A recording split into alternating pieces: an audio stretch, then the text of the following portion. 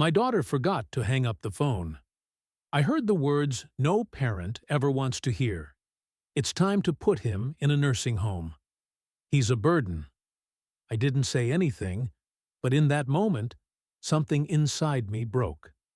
A few weeks later, I sold the house for $890,000. When they came back from their business trip, they were smiling until they found out the keys didn't fit the door. A note was waiting on the step. After reading it, their smiles disappeared and their voices turned into angry screams.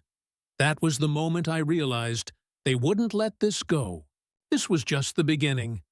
But before we continue, make sure to subscribe to the channel and tell us where you're listening from in the comments. The phone rang just as I was scraping the last of the meatloaf from my plate. Luna's recipe, though mine never tasted the same without her touch. I glanced at the caller ID and smiled despite myself. Olivia. Dad, how are you holding up?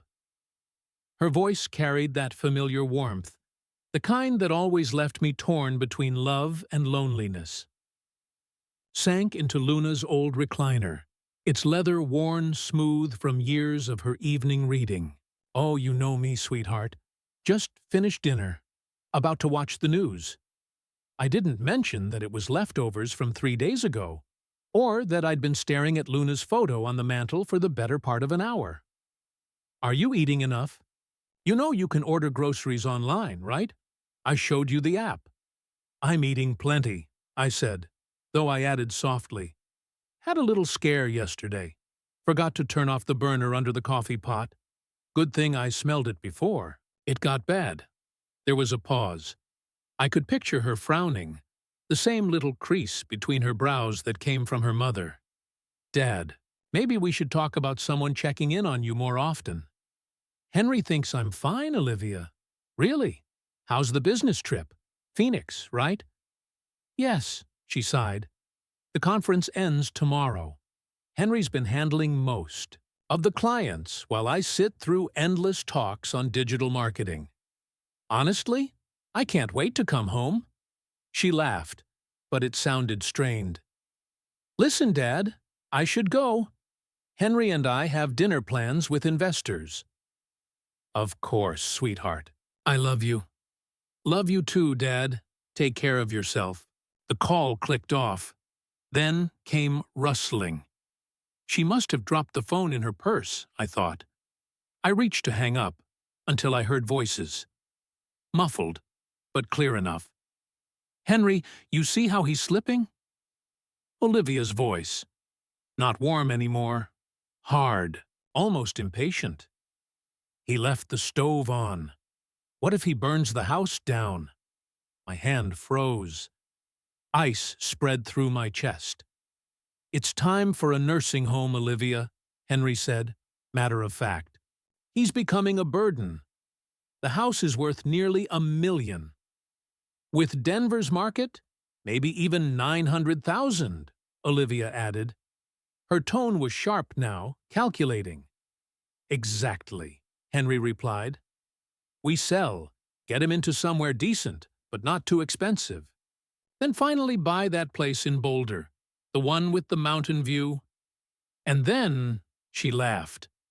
Actually laughed. God, Henry, you should have seen him tonight.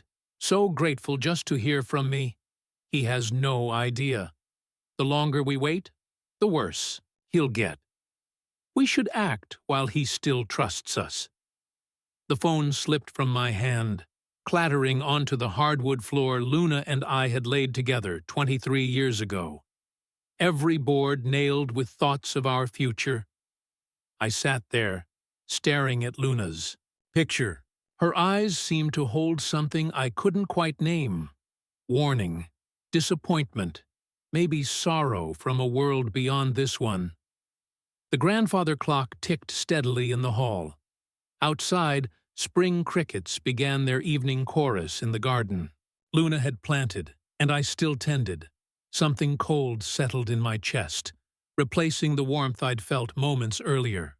My hands, worn from years of labor, curled into fists. They thought I was weak. They thought I was helpless, already spending my money, already building their new life on the ashes of mine. But I wasn't gone yet, and I wasn't nearly as lost as they believed. I don't know how long I sat there, shadows gathering around me, Luna's face watching from the silver frame. The house itself seemed to hold its breath, listening.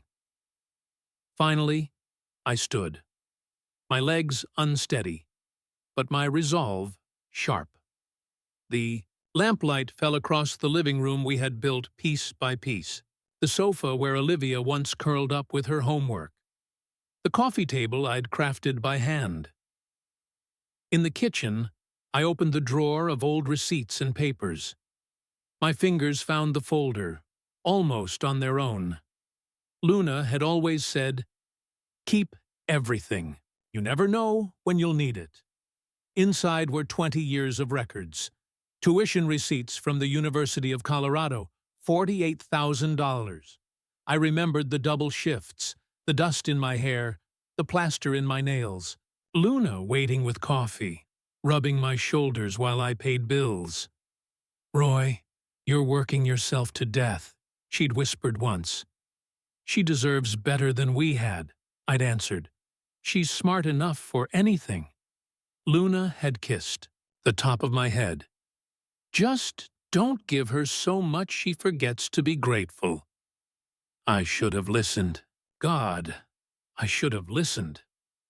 The wedding receipts were there too. $32,000 for one day.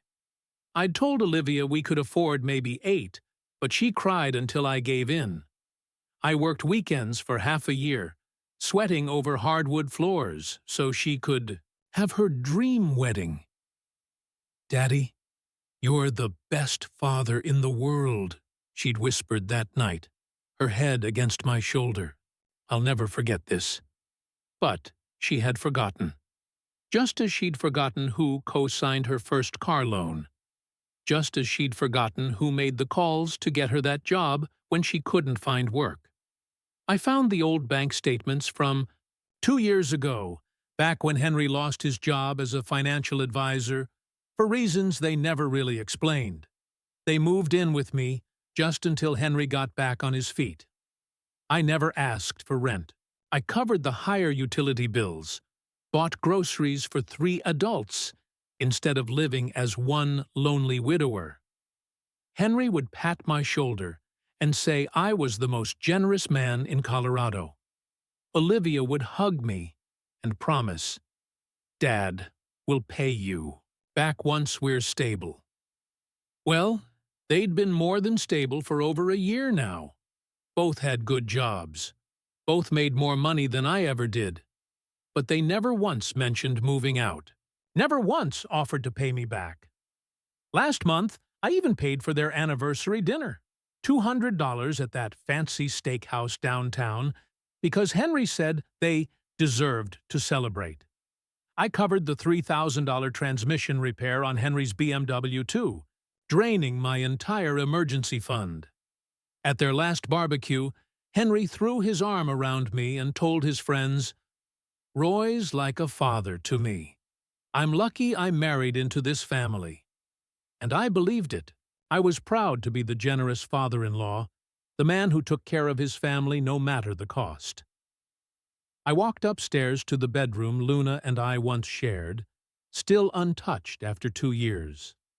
Her jewelry box sat on the dresser, her reading glasses folded neatly beside the lamp. In the bottom drawer, where I kept important papers, I pulled out our original house deed, Roy and Luna Hayes, purchased 1999. No liens, no co-signers, no complications. Just my name now that Luna was gone. Standing there, surrounded by everything we built together, I felt something shift inside me. The grief was still sharp as broken glass, but beneath it, something harder was forming.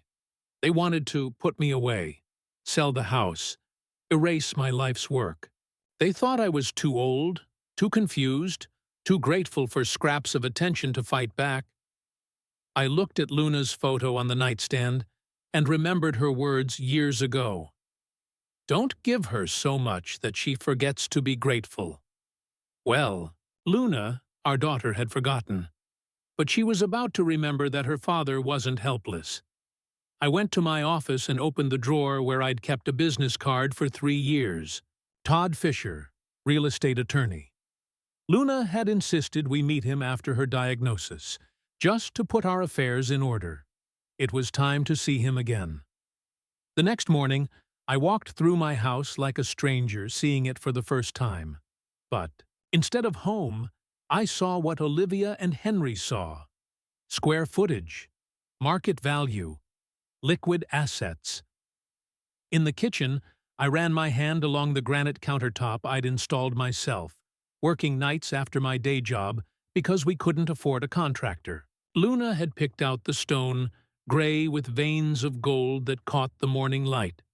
She brewed coffee here every day for 16 years, until the cancer stole her strength. I remembered Christmas morning, when 3-year-old Olivia took her first steps right there, from the fridge to Luna's waiting arms. We both cried with joy. Luna scooped her up, spinning her around, while I scrambled for the camera. "Our baby's walking in our house," she whispered through tears. "The house we built for her." The living room carried 25 years of Christmas mornings. I could still see 7-year-old Olivia's face light up when she found the dollhouse I built, 3 months of secret work in the garage. Luna sewed curtains, made little cardboard furniture. "Daddy, it looks just like our house," Olivia squealed. And it did. I even replicated the bay window of her bedroom, the same one that cost me 6 months of overtime because Luna had fallen in love with the idea of reading there. "Roy, we can't afford this," she'd worried when she saw me marking the walls. "If you want it, you'll have it," I told her. "I'll make it work." Upstairs, Olivia's old room was still painted the soft yellow she chose for her 16th birthday. Photos of high school and college friends still lined the walls. I could see myself rocking her through colicky nights, helping with algebra at the small white desk I'd built to fit under the window. But the master bedroom was the hardest. Luna's side of the bed still held her water glass. Her bookmark still rested in the novel she'd never finish. The walk-in closets I custom-built still carried the faint trace of her perfume. This was the room where we dreamed about the future, where we whispered about Olivia's life, where Luna died holding my hand. "Promise me you won't let them take advantage of you," she said near the end, her voice so faint I had to lean in to hear. "You're too good, Roy, too generous. Promise me you'll take care of yourself." I had promised, but I hadn't kept it, had I? Back in my office, I found the folder Luna had kept. Construction photos from 1999. Me laying the foundation, younger and stronger. Me and my crew raising the frame. Luna in her hard hat, bringing us lemonade, her belly just beginning to show with Olivia. The records from those years told the story her photos couldn't. The sacrifices, the years of overtime. The money poured into every corner of this house. Second mortgage. A personal loan from my brother. Luna took a part-time job with the school district just to cover material costs. We ate beans and rice for months. Drove cars held together by duct tape and prayer. But we built this house with our sweat, our sacrifice, and the love we carried for each other, and the family we were raising. And now, my daughter, the baby who once took her first steps in this very kitchen, the child who played in the yard I landscaped by hand, wanted to sell it all and push me aside like an old piece of furniture. I pulled Todd Fisher's business card from my desk drawer. The edges were worn after 3 years of handling, but the number was still clear. Olivia and Henry thought I was just a confused old man, grateful for scraps of attention. They thought I was weak, helpless, ready to hand over my life's work. Without a fight, they were about to learn just how wrong they were. I dialed Todd's number, my hands steady as stone. Outside, the spring morning was bright and clear, the kind of day Luna used to love. The kind of day that meant new beginnings. Fisher and Associates sat on the second floor of a modest brick building on Fax Avenue. Not some glass tower built to impress corporate clients, but a place that helped regular people with real problems. I wore my best suit, the charcoal gray one Luna had chosen for her funeral, and arrived 15 minutes early. My hands trembled only slightly as I signed in at the reception desk. Todd Fisher was younger than I expected, maybe mid-50s, with graying temples and the patient look of a man who'd heard every family tragedy twice. His office walls held law, books and family photos, a wife, 2 teenagers, a golden retriever. The kind of ordinary, steady life Luna and I had tried to build. Mr. Hayes. "Good to see you again," he said, pouring coffee from a small machine. The rich aroma filled the air between stacks of documents and filing cabinets. "I remember you and Luna. I'm sorry for your loss." "Thank you," I said, surprised by the steadiness of my own voice. "I need to discuss something delicate. About my daughter and son-in-law."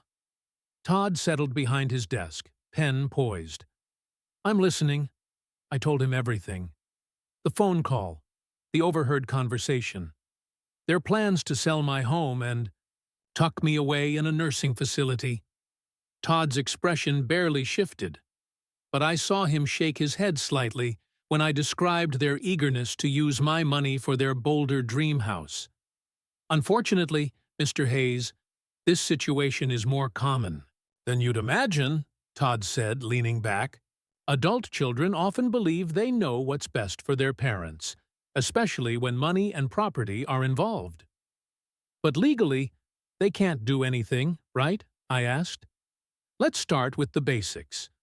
The house is titled solely in your name since your wife's passing, correct?" "That's right. When Luna died, it transferred to me. Then legally, your daughter and son-in-law have absolutely no claim. They cannot sell it.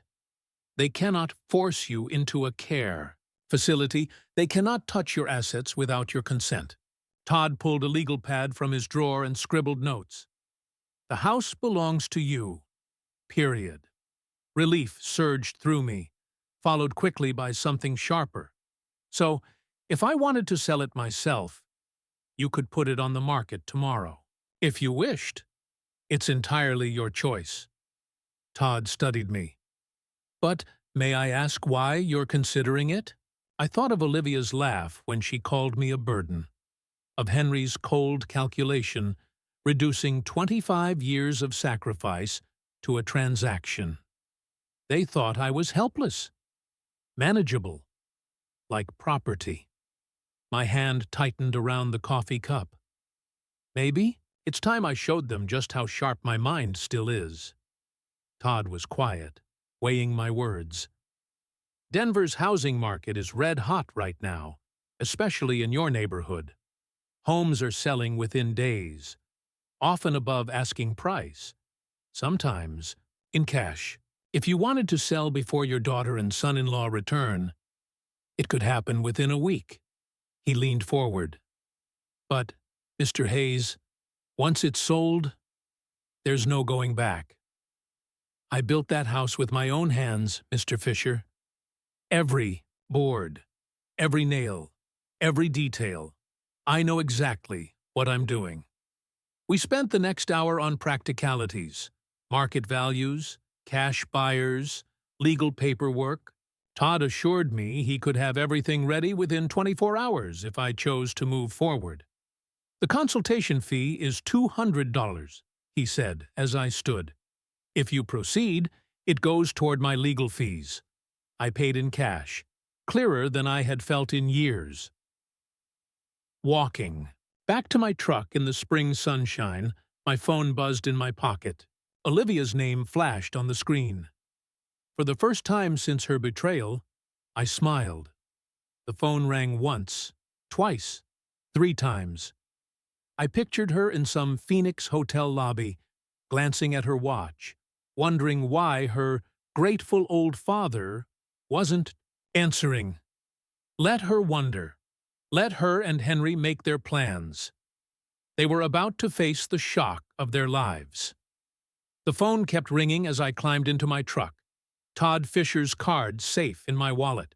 A plan was already forming, one that would remind my ungrateful daughter exactly who she was dealing with. I'd built my life from nothing once before. I could do it again, on my own terms. By the time I reached my driveway, the tremor in my hands was gone. Todd Fisher's words echoed in my mind. It's your property. Your decision. 25 years of doubt and second-guessing lifted like fog in the Denver sun. I was unlocking my front door when the phone rang again. Through the window, I saw it buzzing on the kitchen counter. Olivia's name glowed on the screen, and for the first time since her betrayal, I smiled. I let her stew for a moment, let her wonder why her grateful old father wasn't scrambling to pick up. I poured a glass of water, took a steadying breath, and answered on the 6th ring. Dad, there you are. Olivia's voice sparkled with that rehearsed cheer. I was starting to worry when you didn't pick up earlier. Sorry, sweetheart. I was out running errands. I kept my tone warm, grandfatherly. How's Phoenix treating you? Oh, you know how these conferences are. She paused, drawing out the silence. But listen, I have wonderful news. Henry and I have been planning something very special. For you. I tightened my grip on the phone, my knuckles blanching. We want to treat you to a vacation, she continued. You deserve some rest after everything you've been through since Mom passed. Her voice carried that polished sympathy I'd come to recognize as manipulation. There's this beautiful place we found. Like a resort, but with medical staff on hand, just in case you need anything. A resort with medical staff. My jaw clenched so hard it ached. That sounds lovely, sweetheart. You really didn't need to go to such trouble. Nonsense! Your family! Henry's voice cut in from the background. He must have been on speaker. We've already made all the arrangements. When were you thinking? I asked, already knowing the truth. They wanted me gone before they came home to claim their inheritance. We'll be back next Friday, Olivia said smoothly. We were hoping you'd be ready by then. Just pack some clothes and personal things. You know, the essentials.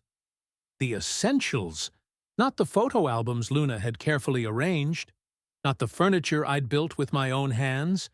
Just the essentials. For an old man being shuffled out of the way. Actually, Olivia, I said slowly, I have a surprise for you too, when you get back. Oh, Dad. What kind of surprise? She sounded delighted, no doubt imagining I'd signed paperwork or made things easier for her. I walked to the bay window I'd built for Luna, looking out over the garden she had planted, the porch swing where we'd planned our future together. It's something I've been working on since our last conversation. I think you'll be very surprised. You're so sweet, Dad. We'll talk about everything when we get home, okay? You just rest. We'll take care of everything else. Sweet. She called me sweet while plotting to steal my life. I will, sweetheart. I love you. Love you too, Dad. See you Friday. The line went dead. I set the phone down, my hands steadier than they'd been in weeks. I walked into my office and opened my laptop. The screen glowed with possibilities I'd never allowed myself to consider. My fingers hovered over the keys before I finally typed, Real estate agents? Denver. Search results filled the page like ammunition in a war I was finally ready to fight. I'd always been methodical. 25 years as a construction engineer had taught me to research thoroughly before making any decision. Tonight, that discipline would serve a new purpose. I clicked through profiles, comparing success rates and testimonials like I once compared structural steel suppliers. Cherry Hills, Highlands Ranch, University Hills, neighborhoods where homes sold for the kind of money Olivia and Henry were already dreaming about. One name kept appearing at the top: Brian Connor. 43, specializing in quick sales, averaging just 18 days from listing to closing. His photo showed a professional smile and confident eyes, the kind of man who got things done. Testimonials read like proof. Brian sold our house in 6 days. Cash buyer in 48 hours. Smooth closing, no complications. I stared at his number, knowing this call would change everything. No more being the compliant, manageable old man my daughter expected. Luna's photo on my desk seemed to watch me. I could almost hear her whisper, "Roy, are you sure about this?" I was sure. More sure than I'd been since the day we buried her. I dialed. Brian Connor, Connor Real Estate. How can I help you? Mr. Connor, my name is Noah. I'm interested in selling my house quickly.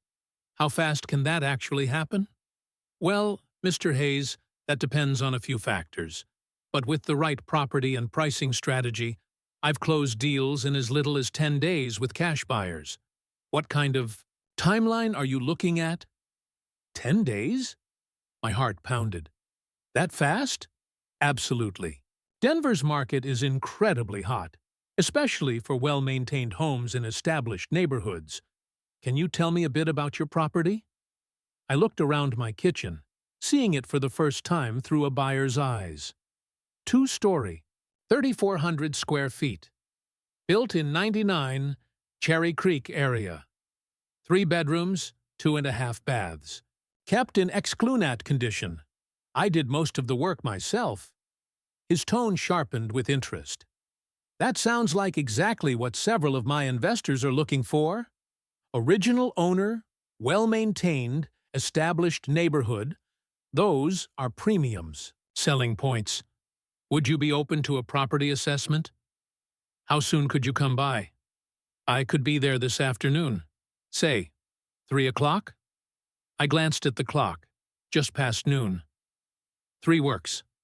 I gave him the address. After I hung up, the silence pressed in.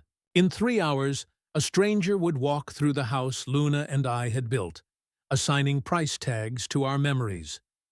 I spent the next 2 hours cleaning, just as Luna had always insisted before guests arrived. Dusting the bay window. Straightening throw pillows.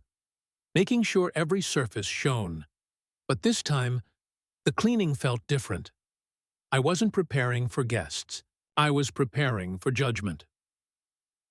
At exactly 3:00, the doorbell rang.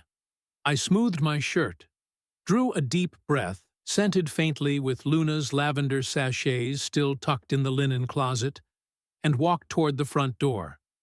My hand trembled as it wrapped around the brass doorknob I'd installed 15 years ago. Beyond that door waited either salvation or ruin. I turned the handle and opened the door to my future. Brian Connor looked just like his photo.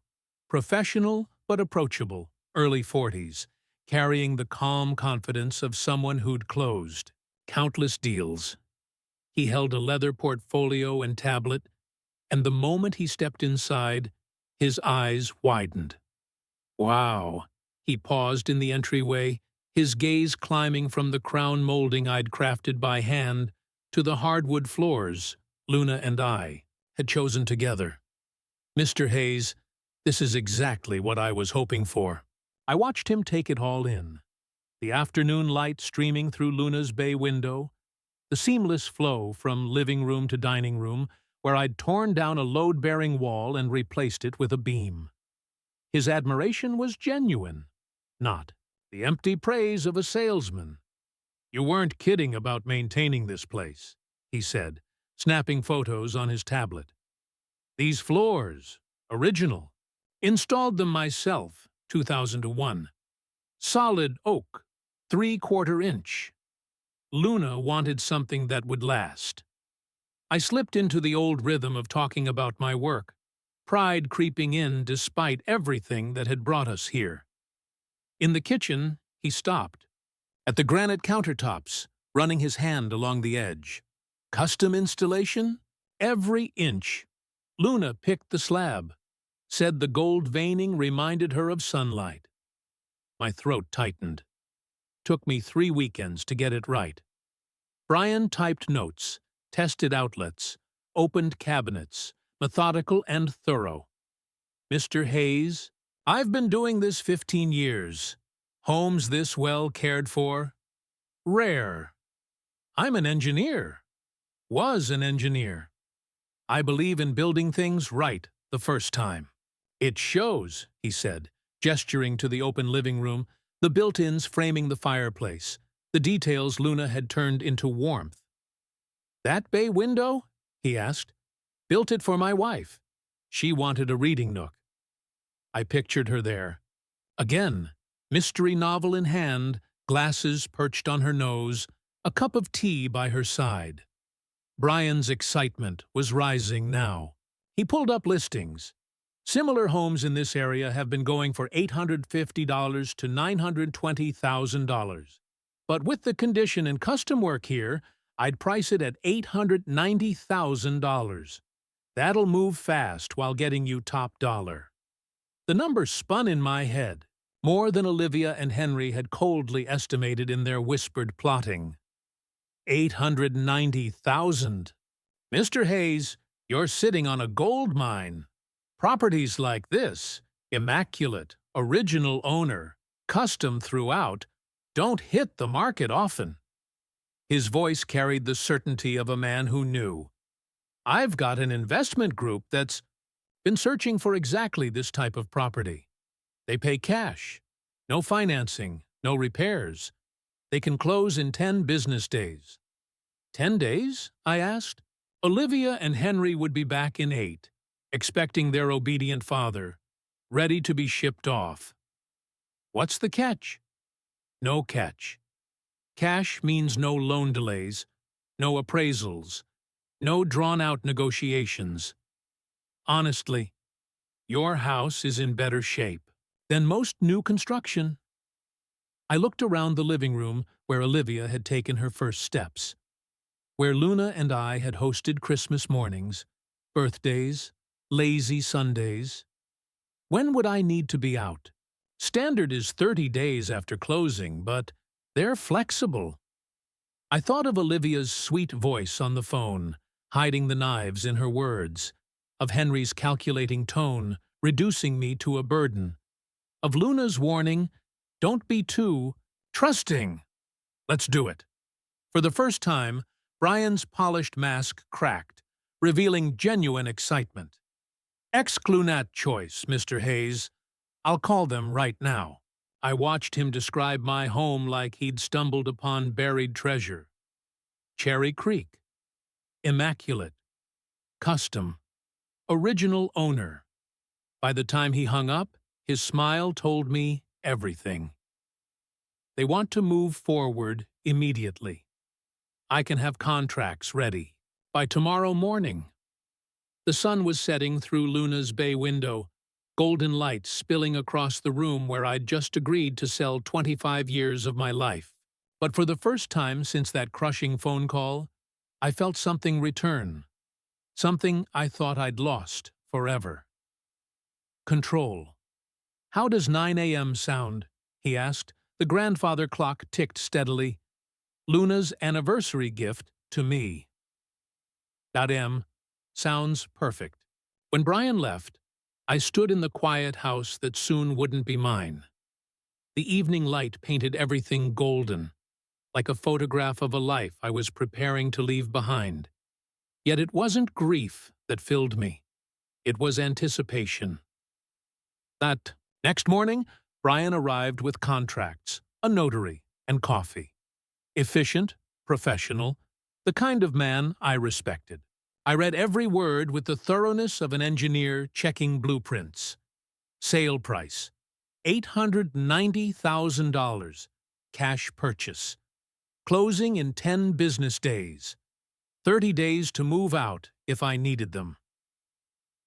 The notary, a woman with kind eyes, guided me through each. Signature.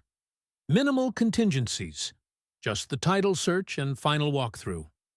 That's correct, Mr. Hayes. Most sellers move out sooner, she added gently. For peace of mind. Peace of mind. The phrase almost made me laugh. The only peace I wanted was seeing Olivia and Henry's faces when they realized the man they dismissed as a burden had already outmaneuvered them. I signed my name with steady hands. The process was set in motion. 3 days passed in a blur of paperwork, inspections, and polite crews combing through the house. They admired the workmanship, found no faults. Your father-in-law really knew what he was doing, one of them said to the heir, because they assumed I was already gone. These floors, this wiring, everything top quality. Days 4 through 6, I became a man on a secret mission. I searched apartments online, looking for something small but comfortable, a place to start over, now that I had nearly $900,000 waiting in the bank. I found a spot in Highlands, a retirement community with golf courses and a clubhouse.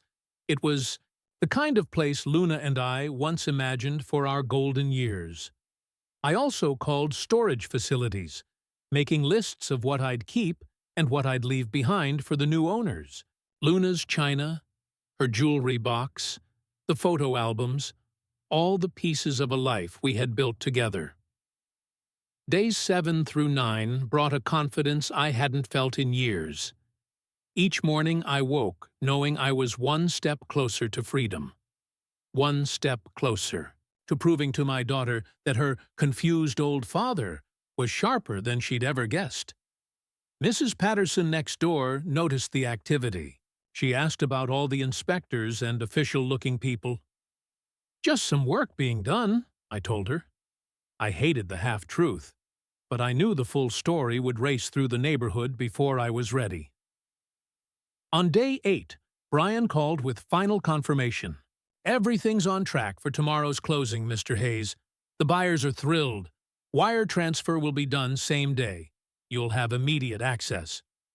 That night, I packed a single suitcase, not because I was leaving yet, but because I wanted to be ready for anything. I looked at Luna's photo on the dresser and whispered, I hope you understand what I'm doing. Friday morning arrived bright and clear. The kind of spring day Luna used to say was Denver at its finest. I dressed carefully in my best suit. Not the funeral one, but the navy suit Luna bought me for Olivia's college graduation. The title company's office was all polished efficiency and congratulations. The buyers had their attorney, a sharp woman who checked every page twice. Brian guided the process like a conductor. Mr. Hayes, sign here and here. Initial there. Each stroke of my pen felt like breaking a chain. The deed transfer, the settlement statement, the final acknowledgement that 1247 Maple Street no longer belonged to me. Then came the wire confirmation. $890,000, less closing costs, deposited directly into my account. I stared at the numbers. More money than I'd ever seen in one place. More than Olivia or Henry could have imagined their burdened old father had. We shook hands all around. Brian walked me to my truck. You made the right choice, Mr. Hayes. Sometimes a fresh start is exactly what we need. I drove through neighborhoods I'd known for 25 years, past the school where Olivia learned to read, past the park where Luna and I walked every Sunday morning. But instead of nostalgia, I felt only liberation. I pulled into my driveway and sat in my truck, staring at the house that was no longer mine. The keys felt heavy in my palm. Tomorrow, I'd hand them to the new owners and walk away from this chapter forever. Olivia and Henry would return from Phoenix in 3 days, expecting to find their grateful father, ready to be packed off to their resort. Instead, they'd find an empty house and a lesson they'd never forget. I climbed out, reached for my phone, and made the next call in a plan working better than I'd dared to hope. The engine ticked as it cooled, but I couldn't shut it off. I just sat, staring at the home I'd built with my own hands, a home that now belonged to strangers. New owners or not, I still had 30 days of access, plenty of time to finish what I'd started. At Starbucks on Colfax Avenue, I parked and dialed directory assistance for a 24-hour locksmith. The emergency fee was an extra $200, but money no longer mattered. Swaniloy Emergency Locksmith, this is Eddie. I need every lock on my doors changed today. It's urgent. How soon, sir? As soon as possible. I'll pay cash. 2 hours. Address? Back at the house, I waited in my truck, watching Mrs. Patterson water her garden. She waved. I waved back, chest tight with the weight of lies. Eddie arrived in a van full of tools. A man in his 50s, the kind who'd seen it all. Security issue? He asked, eyeing the front door. New ownership. Better safe than sorry. He nodded knowingly and got to work. I watched as he removed the locks I had installed 15 years ago. The brass hardware was Luna's choice, perfectly matched to our old door knocker. These are solid locks, Eddie remarked as he worked. Whoever installed them knew what they were doing. That was me. I like things done right. The new locks were silver instead of brass, modern replacing traditional. When Eddie tested them, the clicks rang sharper, more mechanical than before. Here are your new keys, sir. 3 copies, front door, back door, and garage side entrance. He placed the ring of keys into my hand. They felt foreign, almost hostile, against my palm. That'll be $450 with the emergency fee. I paid in cash. No paper trail, no connection back to Noah. When Eddie left, silence swallowed the house. I stood there, staring at the life I was about to pack into a few suitcases. 25 years reduced to what I could carry. Luna's jewelry box went in first. Then our wedding photos. The novel she'd been reading when she died, still frozen. At page 247, my engineering certificates, our documents, Luna's favorite cookbook with her handwriting in the margins. Everything else I left behind, the furniture that had shaped our story, the photo albums of Olivia's childhood, the clothes that still held the faint trace of Luna's perfume. As I folded shirts into my bag, I called Sunset Manor Apartments. I need a furnished 1-bedroom immediately. We do have a lovely unit ready, Mrs. Chen, the manager, replied. Month-to-month lease, if you'd like flexibility. I'll take it. An hour later, I met her at the modest complex. It was clean, quiet, built for seniors, with tidy grounds and a simple community center. The apartment was small but functional, enough to start over. Cash deposit is fine, Mr. Hayes. When would you like to move in? Tonight. Her eyebrows lifted, but she didn't ask questions. I signed the papers, handed over the deposit, and watched nearly $3,000 disappear, as if money had lost all meaning in just 2 weeks. As dusk settled, I loaded the car. From across the street, Mrs. Patterson watched me through her curtains. She waved, and I felt the sting of severed ties, the friendships and bonds Olivia and Henry had forced me to abandon. I took one last walk through the house, the echo of my footsteps sounding different now, hollow. The kitchen where Luna taught Olivia to bake Christmas cookies. The living room where we unwrapped gifts together. Our bedroom, where Luna drew her final breath as I held her hand. "I'm sorry, honey," I whispered to the quiet walls. "But you'd understand. You always said I was too generous for my own good." I locked the new locks, slid behind the wheel, and drove off Maple Street, my rearview mirror filled with a life I could never reclaim. The sun dipped low when I arrived at Sunset Manor. My car brimmed with what was left of my existence. At the apartment door, I fumbled with keys that didn't yet belong to me, stepping into a space that felt more like a motel than a home.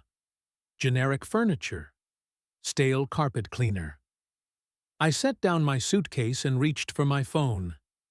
The next part of my plan required just one more call. The call that would change everything for Olivia and Henry.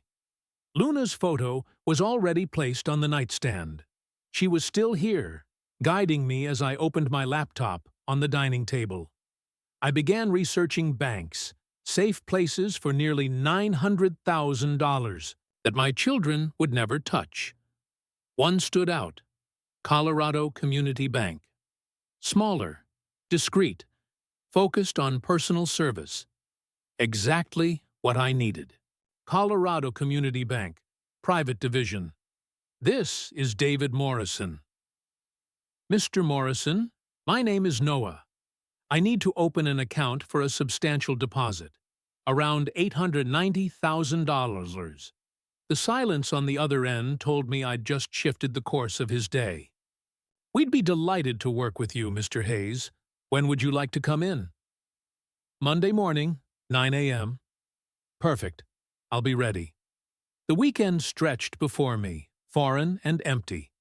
I had never lived anywhere but the home. Luna and I built together. This small apartment felt like exile, but it was exile on my terms. My choice, not theirs. Saturday morning, I brewed coffee in the small, unfamiliar kitchenette and slowly unpacked my things. Luna's jewelry box sat neatly on the dresser. My engineering awards lined the bookshelf. And beside the bed, where I now slept alone, I placed our wedding photo. A reminder of love in a space Luna had never known. I drove to the grocery store, filling a basket with food for one. Simple meals, nothing like the dishes Luna used to enjoy cooking. At checkout, the clerk, a young man with kind eyes, asked if I was new in town. "Just moved in," I said, starting fresh. Sunday morning brought me to a coffee shop just 3 blocks away. Brews and views. Behind the counter was Sarah, a barista with purple streaks in her hair and a smile that matched the bold strength of the coffee she poured. "You're new here," she said warmly. Not nosy, just friendly. "Retired engineer," I told her. "Looking for a quieter life." She grinned. "Well, you've picked the right neighborhood. Most folks here are laid back." I settled by the window, coffee in hand, and watched families walk dogs and push strollers, the kind of everyday morning Luna and I once treasured. But instead of the usual heaviness, I felt something I hadn't in months. Anticipation. Monday morning, dressed in my best suit, I drove to Colorado Community Bank. David Morrison, the branch manager, was younger than I expected, mid-40s, with a steady warmth that came from years of earning people's trust. "Mr. Hayes, what brings you here today?" he asked. "I recently sold my house," I explained. "I need a fresh start, with a bank that values people over paperwork." David nodded thoughtfully. "That's exactly the kind of service we provide. Tell me about your needs." I told him my story, carefully. A widower who had sold his family home and now needed security and stability. He asked questions, but Never more than necessary. I'll need to wire the funds from my old bank, I added. No problem, David said. We can take care of that today. The money should clear by Wednesday. He worked with quiet efficiency, setting me up with online banking, a debit card, and a checkbook. Then he recommended a premium account for added security. I signed the papers, officially becoming customer February 847293 of Colorado Community Bank. Granted full access to nearly $900,000 Tuesday and Wednesday passed with the rhythm of a new life. Morning coffee at Brews and Views. Sarah remembered my order. Afternoon walks led me to a small park where retirees read newspapers and fed pigeons. By Wednesday afternoon, David called with the words I'd been waiting for. Mr. Hayes, your funds have cleared. Your account is fully active. I hung up, looking around my modest apartment, at Luna's photo watching me from the nightstand, at the quiet life I was piecing together after my daughter's betrayal. For the first time since Luna's passing, I felt in control again. That evening, I sat in a plain chair in a plain room. Not Luna's chair. Not the recliner where I'd overheard painful words. Just mine. And for once, that felt right. I opened my laptop and began typing mini surveillance cameras. Dozens of options filled the screen. Some obvious, some cleverly disguised. I scrolled carefully until I found one that fit my engineer's eye. A wireless mini camera hidden inside what looked like a phone charger. Wi-Fi-enabled, motion-activated recording, 12-hour battery, and crystal-clear video quality. Most importantly, it could stream live footage straight to my phone. I ordered it with next-day shipping, paying the extra fee without hesitation. With that step taken, I turned to the next task. A note. A letter for Olivia and Henry. The first draft was too bitter, the second too cold. But the third struck the balance I needed. Firm, yet dignified. Loving, but final. In my careful, practiced handwriting, the kind Luna always admired, I wrote, Dear Olivia and Henry, if you're reading this, then my plan worked exactly as intended. I heard your conversation about sending me away, about selling my home. The house has already been sold, $890,000 in cash. The money is safe in my new bank account, where it will stay. I've moved somewhere I'm valued, not merely tolerated. Don't worry about me. Focus on your own situation. Your belongings have been packed and stored at Denver Moving and Storage on Fairfax Avenue. You have 30 days to claim them before fees begin. For 42 years, I gave you everything, Fakrstud. Return. You tried to push me aside and claim what I built. I hope the lesson was worth its cost. Love, Dad. Thursday morning, a FedEx delivery arrived at my apartment with a small box of surveillance equipment. I spent an hour in the kitchen testing it, learning the smartphone app. The video was crystal clear, and the audio sharp enough to catch even whispers. That afternoon, I drove to my former house for the last time. Using the garage door opener I'd never given Olivia and Henry, I parked inside. No curious neighbors to answer to. My hands trembled as I approached the front door with my new keys. Inside, the air still carried the sense of home. Luna's lavender sachets, the lemon oil I once used on the furniture. Faint traces of family dinners shared for 25 years. But the new additions made my chest tighten. Olivia and Henry's suitcases by the stairs, their mail scattered on the counter. Evidence they had already begun treating my house as their own storage space. I set up the discreet camera charger near the front door, angled perfectly to capture every arrival. Through the app, I checked the view, the entire entryway visible, including the spot where I would hang my note. I tested the motion detection, walking in and out until I knew every movement would be recorded. Then, I taped the envelope inside, the door at eye level, impossible to miss. Standing in the living room one final time, I rested my hand on the mantel where Luna's photo had sat for 23 years. Soon, the new owners would place their own family pictures there, building new memories in the space Luna and I once filled with love. "It's done, sweetheart," I whispered to her memory. "Justice served." I locked the house with my new key, checked the camera feed one last time from my car, and drove back to the apartment. The system was armed, the battery full, and my phone ready to alert me the moment Olivia and Henry discovered the truth. Back in my chair, I kept the app open, watching the empty doorway of my former home. The timestamp read 6:30 p.m. Thursday night. Tomorrow, they'd return from their trip, probably discussing their plans for me while already spending my money in their heads. They had no idea their grateful old father had turned the tables. Friday morning, I woke with the sharp anticipation of a man about to see justice after years of betrayal. My coffee tasted richer than it had in weeks, and even the small apartment felt less confining. By afternoon, I was settled in, eyes on the camera feed, waiting. At 4:30 p.m., I checked the time. They should arrive soon. I knew their patterns. Well, Olivia always left Phoenix by noon to beat traffic, and Henry never drove above the speed limit. By now, they'd be minutes away.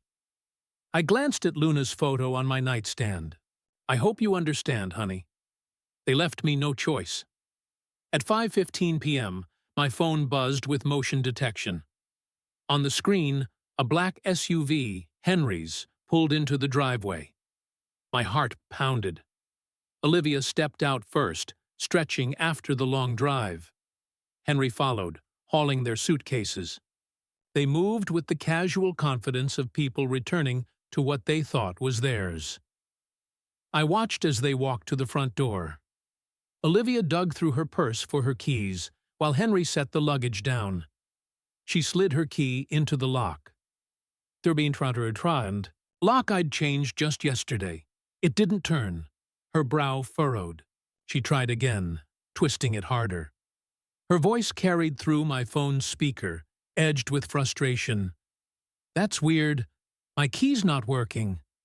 Henry stepped closer, his expression shifting from weary to wary. "Let me try the back door."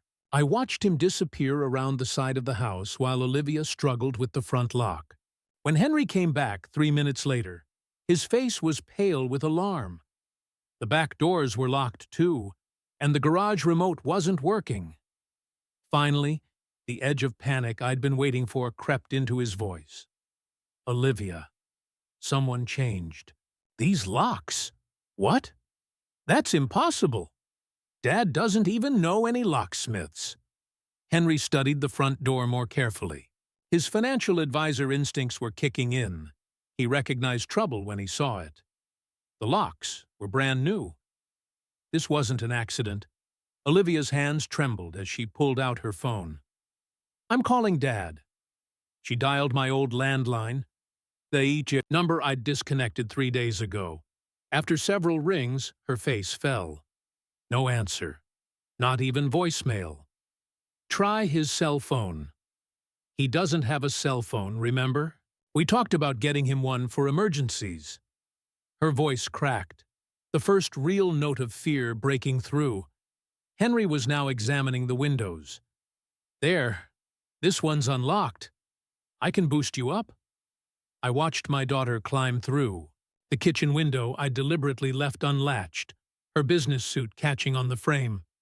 She disappeared inside, and moments later the front door swung open from within. Henry followed with their suitcases. Both froze when they saw the white envelope taped to the door at eye level. Olivia's hand shook as she pulled it down. Our names written in my careful script. I leaned forward in my apartment chair. phone clutched tight as she tore open the seal. Her eyes scanned the letter, Henry peering over her shoulder. I watched. Their expressions shift. Confusion, shock, disbelief, horror. He sold the house.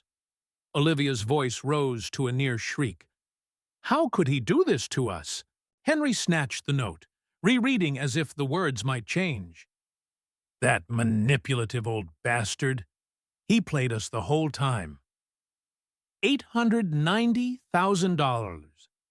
Olivia was crying, makeup streaking down her cheeks. He kept it all. That money was supposed to be our future. Your future? Henry snapped, his devoted son-in-law mask slipping. This is your father, Olivia. You should have handled this better. My fault? She spun toward him, years of resentment spilling out. You're the one who said he was a burden. You're the one who pushed for the nursing home. Well, he was a burden. Look at what he's done to us. Henry gestured wildly around the room that was no longer theirs. We're homeless. Our lease expires next week. The irony wasn't lost on me. They were fighting in my living room about being homeless, the same way they'd planned to make me homeless in a nursing home. Call a lawyer, Olivia said, desperation in her voice. There has to be something we can do. He can't just sell the house without telling us. With what money? Henry's voice dripped with contempt. In case you forgot, I lost my job 6 months ago, and your marketing salary barely covers our car payments. Then get another job. Where do you think firms are lining up to hire advisors fired for questionable transactions? Olivia's face crumbled as she realized the full scope of their situation. No house, no inheritance, no savings, and Henry's unemployable status finally laid bare. How could he be so cruel? She whispered. The same way you were cruel when you called him a burden and planned to warehouse him, Henry shot back. The old man was smarter than both of us.